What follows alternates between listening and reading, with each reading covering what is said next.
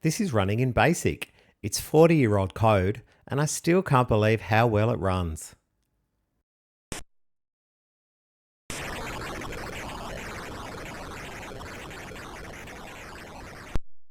Welcome back to 8-Bit Basic. If you haven't seen the series, we're continuing with Commodore 64 Games Book 2 by Greg Barnett. I'm working my way through the book and I'm playing every game to see what we've got. And today's game that you just saw was called Detonator. Now, this is what the book says about the game. Position the spaceship within firing range of the hollowed sections of the 3 mountains and detonate the small bombs in these sections. The idea is to drop the bomb sitting on top of each mountain as far as possible into the mountain in order to blow it up. However, if you touch any of the mountains, you blow up and the game is over. Engine malfunctions become more common as the game proceeds. The program has done really well to fit this game into basically 3 and a bit pages of code. A lot of these characters here are just the setup for the mountains. Then we have the movement routines, firing the laser, ship destroyed, bombs, game score. But the important stuff here we're going to have a little look at is some sprite data and some machine code data that gives us that buttery smooth movement. Load Detonator. Now I know some of you like to see all the code, so here it comes. If you'd like to support my little channel, all you need to do is subscribe, give me a thumbs up, and just leave me a little comment. It's as easy as that. That would be fantastic. Here's all of our code. So I'm going to play the game, then we're going to have a quick look at the machine language that makes it all move so well, and I'm going to show you how the little sprite works. Detonator. Hit any key to start. All right, let me get my fingers in position. Okay. Do love the movement. So I've played this game a little bit, and this is kind of the way I figured out how to play. Yep. Just get as close to the edge as you can. Work your way down and hold down the spacebar to fire. Ooh, ooh, ooh. And when you hit the middle of the plus, and you were close enough, you destroy that part of the mountain. Now you will see there are some random movements, so that's part of the mishaps that will happen. The malfunctions, that was the word, yes. And I don't mind the malfunctions, because they do keep you on your toes. See, we're going up. Here we go. Pachoo! I love the screen flash and the mountain exploding. Okay, let's see if the second one comes. Now, look, I played it a few times just in preparation for the video, but I have not had a successful playthrough where I have destroyed everything in one go. Oh, and yes, the malfunctions are coming on thick and fast now. Yeah, oh, this is much trickier. Spoke too soon. Right, I'm back to going for mountain number 2 now. Let's see if I can be any more successful. I like to just get close to where I think I need to be and just, oh no, the malfunctions. Okay, come on, come on. No. All right. Oh, that was a close one. I think that'll be okay. Yep. Okay. Oh, very close. Ah, yes. Mountain. Well, I shouldn't speak too soon. Aha, gotcha. And your little score goes up. Mountain's destroyed. I wonder how bad the malfunctions are going to get. Oh, yeah, we're malfunctioning, that's for sure. No, come back. No, I'm not pressing that. Oh, silly me. Okay, and then when you destroy it, it all continues. Nice. Look, I am really liking this game. Let's have a little dig into the code. Detonator feels smooth because the movement is not being handled by BASIC alone. Line 50 loads a machine language routine into memory, and here is how it works.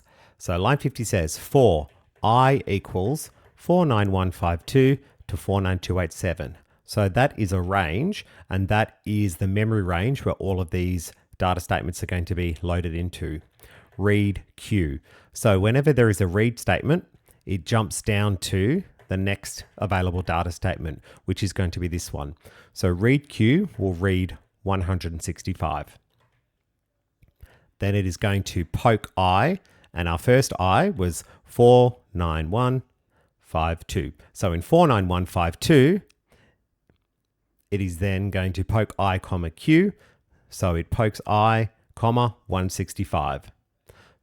Then the loop will go back around. So we go to 49153. And in 491, so it'll go 49153, comma 197. And then it continues through all of these, and then there is more. So that is how all of these data numbers get put directly into memory. So that's part of how the machine language works. As a very brief example, because machine language is very complicated and I barely understand it, 165 means load the value from a memory location. And the location it's going to load from is the next number, which is 197. So 165 means load the value that is in 197. And the memory location of 197 is actually the keyboard code. So then all of these numbers then go on to test which key has been pressed. Is it the space bar? Is it up, down, left, and right? So because we're communicating in machine code, this can all happen very, very, very quickly and much faster than BASIC. Because what happens with BASIC is it needs to be interpreted. In a nutshell, a line of BASIC has the words that we can see. The computer needs to take that, it needs to interpret it, it needs to convert it into the code that the machine understands, and then it runs it. So that's why BASIC is a little slower than doing direct machine language. Down at line 200 here, this is what calls the machine language routine that's already been put straight into the memory. So sys 49152, that's going to go through all of the memory that we have poked the data statements into, and that's part of the game loop, so that happens every time. This is what reads the keyboard and updates the sprites and moves things around on the screen, so that's why it all happens so quickly. I wanted to show you how the game runs if I change the machine code reading the keyboard input to a basic routine. So it's going to be slower, and here's an example. So K now is what's reading the keyboard, and 9, 13, 10, 8, I've changed it to W, A, S, and D and still kept spacebar. So this is all of the code that is required to check each time. So when the code is running, it has to go through every line, every time, interpret it, send those instructions to the CPU. So let's now see how that has impacted the gameplay. We still have okay movement, but you can see now it is jittery. You can notice the obvious frame by frame redrawing because it's having to interpret all of that basic code for the keyboard presses each time it is running through. So yeah, it is just slower. It's just not as efficient. So this is why the machine code was so good at reading the keyboard to give us that great movement. In this game, our chip character isn't drawn with normal screen characters, it's a hardware sprite.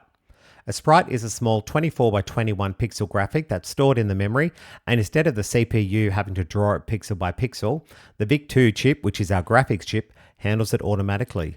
All the program has to do is tell the chip where the sprite is and where to display it just using a few memory registers.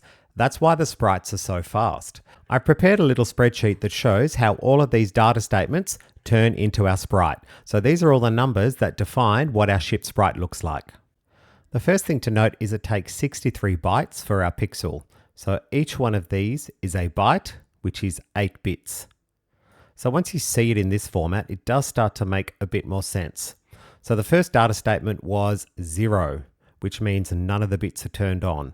The next number was 28. So to make 28 using our binary, it's 4, 8, and 16. So that's why these 3 pixels are essentially turned on, and that gives us the top of our ship. The next number was 0, 0, 62. So to create 62, it's a 2, a 4, an 8, a 16, and a 32. Let's say I wanted to add something that looked a bit like a periscope or something here. So I would need to turn on 8 here. So if I add 8 and 8 and 8 and 8. Now this one, if I wanted it to come across, it would need to be 4. Let's say I wanted the bit next to it turned on as well. So 8 and 4. So I would need to make that number 12. There we go. So once you see how it all works, it's very straightforward, but if you've never really looked at this process before, the numbers can seem very abstract. So 255 is simple. That's when every bit is turned on. 0 is nothing, and then you just have the various combinations. So to create a sprite, every single sprite is created essentially using this process, just deciding which bits are turned off and on in each byte, and there you go. Detonator. Honestly, I really like this one. The movement is smooth and there's just enough variance to keep you on your toes every single run. That's what gives it the replayability. You think you know the rhythm and then you don't. It's all coming from that machine code buried in a basic listing from a book that was published in the 80s. Look, if you ask me, it's kind of remarkable. The author knew exactly what they were doing. This one's definitely a keeper. If you're following along with the series, the next game is coming soon. Make sure you're subscribed and don't miss it. And if you want to see more Commodore 64 basic games from this book, check out my previous videos. Don't forget, you can download this game from my GitHub, and I'll see you all again soon for some more 8-Bit Basic.